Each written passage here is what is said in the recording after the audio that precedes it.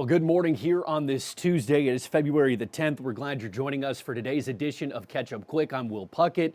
We're going to run down a handful of stories that are important to you, and then we'll bring in First Alert meteorologist Belle Oliver, who's going to break down quite the first alert forecast for you folks who are already thinking ahead to getting outside, enjoying a little spring-like feel. You might even be looking at your boss and saying, hey, can I maybe leave a couple of minutes early today, or maybe take an extended lunch, as we are reaching a number we haven't seen since roughly about Christmas here in East Tennessee. But again, Belle's going to break that all down for you coming up here in a couple of minutes on today's edition of Catch Up Quick. But we do want to bring you to a couple of your day's headlines here across East Tennessee. We're learning this morning that an investigation is underway after one person was found dead following a mobile home fire in Powell. This from Rural Metro. They say the investigation remains underway today after one person was found dead in this mobile home in a fire that ignited in the Powell community. The fire happened around 9:30 on Friday night in this mobile home in North Knox. Rural Metro Fire saying when they arrived, they had discovered someone was inside, but they had died before the fire actually had started. The Knox County Sheriff's Office is actively investigating the victim's cause of death, and further information on that we will pass along to you as the day progresses. Now, separately from this fire in Powell involving Rural Metro, we're learning that you are now in the state of Tennessee able to access carbon monoxide alarms for free. This is all, of course, coming as folks try to keep their house warm. This is oftentimes when carbon monoxide poisonings happen, issues with heaters, people trying to use gas heaters inside. If your power goes out, trying to run generators inside your home. These are all issues that come most notably when it is cold outside, but carbon monoxide poisoning can happen any time of the year, and that's why the state fire marshal's office is trying to get carbon monoxide monitors to you, alarms into your hands. For a long time, they have given you smoke detectors for free in your home. Now they're adding carbon monoxide monitors onto that availability for you to get for free from the state. Right now inside your WVLT News app, we have a link to how you can get those free carbon monoxide monitors, again, from the state fire alarm or the fire marshal's office. Those also come with free fire alarms, something they have done for a while, but a new federal grant is now allowing the fire marshal's office for the state of Tennessee to get to you at no cost to you or your family.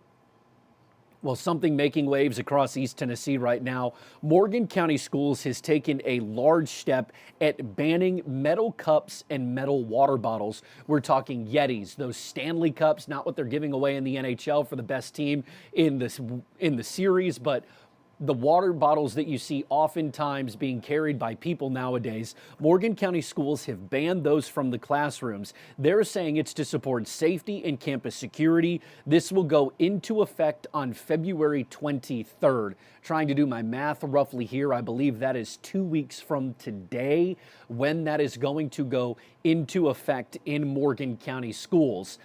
Students and staff can still bring clear plastic water bottles to school. If you are a parent in Morgan County and you're like, I need more information on this, you can go to the school's office and ask for more information about why your child can no longer carry those metal cups and metal water bottles in Morgan County schools. We do have a statement from the school district saying if a student brings one of the containers, they will be taken up and guardians will need to come to the school and pick them up. Students then can continue to bring in clear plastic water bottles to fill up during the day. Again, Morgan County Schools telling us this is a safety issue right now, and that's why they are banning the use of these metal Stanley Cups, Yeti water bottles. A couple of other companies do that. Tervis is a popular one that you might see. All of them saying simply, or the school district simply saying your kids cannot carry those in the classroom anymore in Morgan County because it is a safety issue.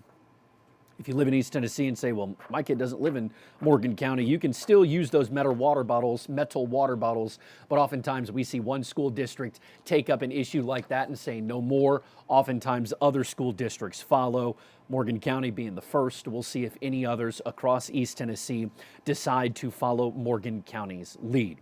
Well, we're beginning to learn more in the case of Kenneth DeHart. He is the man accused of shooting and killing a Blount County Sheriff's deputy now 2 years ago following a traffic stop. He had a new case introduced in front of the Blount County grand jury, and they have now indicted him on a number of charges, including first-degree murder. Again, he had objected to the process at which his first grand jury hearing had come about, saying it simply had happened too fast. A judge agreed, gave him a new hearing. Now that grand jury has returned indictments on Kenneth DeHart in the shooting death of the Blount County Sheriff's deputy.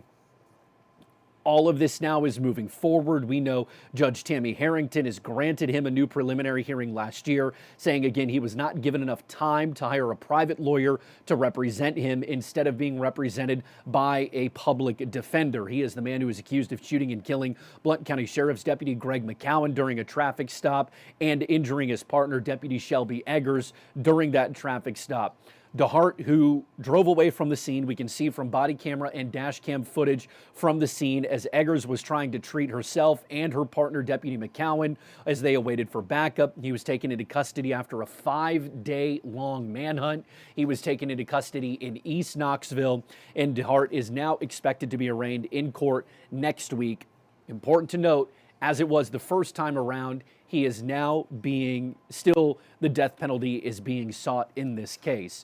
The sheriff's office released body camera footage of both Deputy McCowan and Deputy Eggers, as well as dash camera footage from both. Deputy Eggers initiated that traffic stop after she said that DeHart had crossed the center line multiple times and then said that she had smelled a strong odor of marijuana coming from the car. They had then gotten into an interaction, verbal.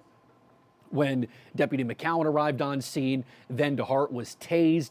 That's when he fired, or is accused of firing, shots at the deputies and then driving off, and that 5-day manhunt ensued and then was captured by a host of officers and deputies in East Knox, not far off of Magnolia Avenue and truly not far from Austin East High School, although that situation had absolutely nothing to do with Austin East and the Roadrunners, just using that as a point of positioning for where he was found just a couple of blocks away from the high school when he was found in an abandoned home in East Knoxville. All right. Jared Austin has actually been following a story that our Sam Luther, when he was in East Tennessee, had followed for originally, and then Jared's following up on that to see if anything has happened in the case of 2 Claiborne County men who were killed as they were scrapping metal at a mine in extremely rural Claiborne County. The families continue to plead for justice to this day, asking for anyone with information to come forward. Our Jared Austin had actually caught up with family members yesterday, trying to see where they stand, as now this case hits 1 year old and there's still no answer to who possibly killed their family members. A year and a half without answers or justice in the Nathan Hamblin and Robbie Hatfield homicide case. It weighs heavy on Nathan Hamblin's aunt and uncle. We won't stop. And it's not just us, there's the whole family. In the summer of 2024, the Claiborne County Sheriff's Office reported Nathan Hamblin and Robbie Hatfield were killed at a mine in Clairfield. The sheriff says the 2 men were scrapping metal there, found dead in a tower on the property. Someone out there knows what went on, and they know that what happened, and I would appreciate it a lot if they would just come forward. Since that summer day, the sheriff's office and TBI have been investigating that double homicide. They've had multiple suspects who they believe knew the 2 men, but have had a hard time finding them. Nathan's family knows someone knows who killed their nephew and Robbie Hatfield. Just do the right thing. Just do the right thing. Be the bigger person. Find the courage to just come forth.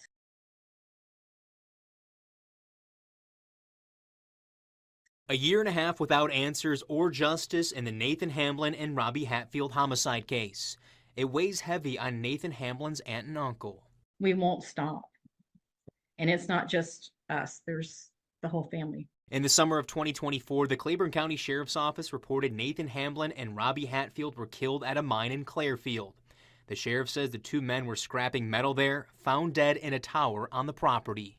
Someone out there knows what went on, and they know that what happened, and I would appreciate it a lot if they would just come forward. Since that summer day, the sheriff's office and TBI have been investigating that double homicide.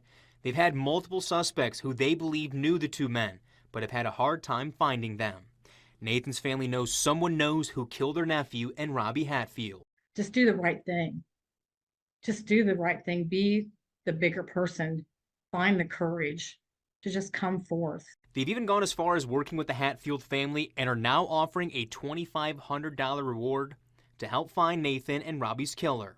They hope this will bring someone forward. They weren't throwaway people. Family loved them. We love them.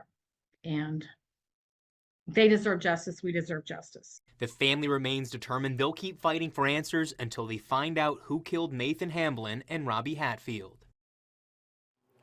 Now that's our Jared Austin reporting. You can find more information about this story right now inside your WVLT News app, including more information on who to access, further reporting we've done on the disappearance and the killings of those two men. We did reach out to the Claiborne County Sheriff. They tell Jared there is no new information to share with you all at this time. If they have new information that they share with us, we will pass that along to you. Again, more information on that case is available inside your WVLT News app. All right, let's go ahead and bring Belle in. First Alert meteorologist Belle Oliver with us. And Belle, you are in a much better mood presenting this forecast with us today because we're going to be, what, 70 in some spots? A lot of us going to be pushing the upper 60s and low 70s by this afternoon, which I know you talked about. The last time we saw numbers in the 70s was around Christmas when we got that really big warm up. And I'm just thrilled. I think a lot of people are thrilled. Yeah, They can I'm feel. going to be spending some time outside. I have it. We're watching our neighbor's dog, and so I'm planning on walking Sunday and then our neighbor's dog too. So I looked at that and I'm like, all right, perfect time to get them both out. They'll be pent up all day, so they'll get out, and I'm sure a lot of people are. But also the caveat to this too is we are on a roller coaster ride temperature-wise for the next couple of days. For sure. So again, today's probably going to be the warmest day of this week. Now, the 70s do come with a little bit more cloud cover today as well, and then also some breezy conditions as well. We've got wind gusts up to 20, 25 miles an hour for today, and then we're watching some rain. Now, the rain tonight is thanks to a cold front, so after that passes, temperatures will be back into the 50s for tomorrow, but I did want to highlight a good majority of today will be dry. Now, again, there will be some more clouds, especially by this evening and afternoon, but then we're watching some more rain pushing in, especially in the overnight. While a majority of us are sleeping, I know you're awake, Will, so you may run into some showers tomorrow morning. And then a lot of this is looking to be out by at least 7, 8 o'clock tomorrow. So I think the drive to work could be a little bit wet for a few of you, especially south of I-40. But then by 10 o'clock tomorrow, I think most of us are fairly dry. And then notice again, tomorrow a little bit cooler, middle 50s for afternoon highs. So the 70s, it's pretty brief, but after that, we're back to where we should be this time of year in February. At least we're staying, above freezing. So. Above freezing, that's nice. Yes. If you can you go back and just kind of these rain showers? So if you live in, say, Blount County to Monroe County, you're probably going to get a pretty good rain shower, let's say about the time you put your kids out to the bus stop. Tomorrow morning, pretty good in Maryville at about 6 a.m. So hopefully it moves out, but that's a pretty good, just a little bit of red there. So pretty heavy rain. Some heavier downpours, expected overnight and then into tomorrow morning. But it's very quick. And a lot of this is happening while majority of us are sleeping. While the majority of us are sleeping. And so that's the highlight. What are we looking at when we talk about, so temperatures over the next little bit, windy, we're still going to be, 50s are about where we're supposed to be, 45 to 55 roughly is where we should be. So we're actually at about seasonal. Yeah, seasonal for the majority of this next week and into the weekend. The big thing after we get through this rain is going to be the weekend rain that we're talking about for Valentine's Day. I have it on here. The timing's still a little bit iffy. It's been going back and forth. I think if you're planning any Valentine's Day Saturday plans, most of the day going to be dry. There will be a few more clouds. It's not until later Saturday night and into Sunday, I think we're going to get a lot more of this rain. Thankfully, nothing looking severe at this point. There could be rumbles of thunder, but it's just really going to be a soaker for Saturday, like 1 to 2 inches of rain possible. Oh, wow. Or Saturday into Sunday, which is really good. A lot of us are still in a severe drought, so we need the rain. But it could post some, Valentine's Day impact plans. Yeah, maybe say if you have porch plans, maybe move those porch Yeah. plans inside. This is all good because you mentioned that we are in a pretty significant drought. Obviously no rain is how we get that, but Yeah. what have we been looking at rain-wise that's put us, or even snow? Our average snowfall, we probably hit our average snowfall roughly, but what kind of puts folks in this, hey, we need more rain drought going into mid-February, early March? I'm not a farmer by any means, but it also has to do with like the soil. If the soil is so dry, Yeah. that if we get a lot of rain at, in a short amount of time, it won't soak into the ground all the way. And so it doesn't really just seep into the ground. Yeah. So, and just because it's not been raining Yeah. recently, so this is good. And then we need it going into, the spring and the summer. So when you start to plant for the farmers, yeah, they're like, all right, Bill, Yeah. dial up that rain. No more For snow, real. dial up the rain, make sure that it's nice.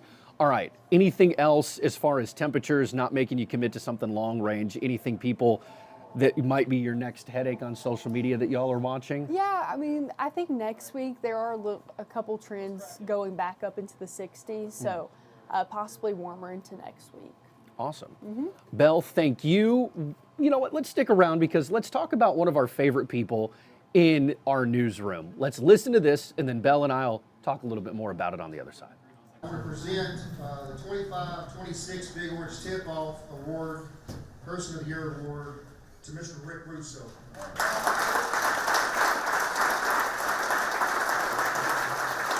All right, Belle, what'd you call him? King Rick. Yes, the king of East Tennessee sports, Rick Russo, honored with the first time the Big Orange Tip-Off Club has ever awarded the Person of the Year award to our Rick Russo. They say it's recognizing his outstanding commitment and inspiration to the Tip-Off Club and East Tennessee as a whole. He's made such an impact on East Tennessee sports. He's a rock star. He's our rock star. We all know this. But how about a little bit of pontification on what Rick means to everybody? I'm a believer that we're never defined by our worst or our best days. We all have bad days. This guy, in the 35 plus years I've known him, I don't think he's ever had a bad day. If he has, he doesn't show it. We used to kid, I don't even know if you know this, we used to call you Peppy. Because he's always smiling and happy and positive. And there's so much out there, even though I'm in the news business, I shudder sometimes to turn on the television because of what's out in the news. This guy is an absolute master at accentuating the positive. And there's a lot to celebrate out there that's good. We love you, and you've done so much for this community, and long before I got here, but I think you're in that status they call legends, because but it's far beyond. Believe me, once somebody gets to know you, it's not what you do, that's your platform. But I know that you love Christ, and I love the way you live your life. It's been quite the ride for me over all these years, and especially in the last several months, battling cancer and dialysis and all the rest. But I was telling some folks this, and this is when you become ingrained into a community, stuff like this happens. In the past, whenever I go to the mall or go shopping, people stop me and want to talk sports, which is great. I always love to do that. But in recent months, when I go out in the community, people don't even want to talk, they don't ask about sports, they want to know how I'm doing. And when that happens, well, gosh, maybe I have been doing something right.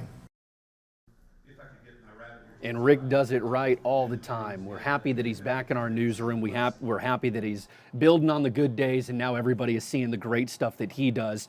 But you've been here for a while, and just every time you see Rick, you're close with our sports team, everybody in our sports team, but seeing Rick just kind of gives everybody a smile. He always comes in with a smile on his face, and he's cracking jokes. He is the best joke And I cracker. love I've got that. so many that I could tell on camera and that I can't tell on camera. But Rick's one to keep everybody up and going, and so we're so happy that he was awarded that Tip-Off Club. Hats off to you all for making sure that Rick knows how much he's appreciated, not just by our newsroom, but by everybody. So good stuff for Rick Russo, the king of East Tennessee sports, as we love to call him. All right, Belle and I are getting ready to get out of here. She's got a newscast at noon to get caught up with. Harry's going to be really wanting to know his forecast. He's feeling better than he was last week, so he wants to get outside and enjoy the 70s, and so he's really going to be bothering Belle for when he can get out and start playing pickleball. Harry, big pickleballer, so get ready for that. In the meantime, you can get, when he's not playing golf, might be a little too soggy out on the course, though, for that, Harry, so it might be pickleball time. All right, Belle's going to have her forecast inside the WVLT First Alert weather app for you. We're going to have all of the latest and best information you can get in East Tennessee inside the news app, including we're continuing to follow that house fire in Powell that one person was found dead inside of, officials saying that they were dead before that fire had started. And then we'll keep track on all of your latest updates. We're also going to soon have the State of the University address on the University of Tennessee system. That'll be inside your WVLT News app coming up here in about half an hour. We're also following another number of other news stories that we'll continue to follow throughout the day. We'll have your latest headlines on WVLT News at noon. Harry will join you at roughly about 2 o'clock, and then starting at 3:30 back on VLT. And then program reminder, 6:30 Monday through Friday, we're bringing you our brand new streaming show featuring Harry Sullivan. We hope you'll join him for that. In the meantime, enjoy a look at the red pandas at Zoo Knoxville. We promise it's in there. Maybe it's a little bit of Where's Waldo today, trying to find the pandas at Zoo Knoxville. We hope you enjoy the 70s. Again, WVLT News at noon in about an hour and a half, right on WVLT. Appreciate you joining us.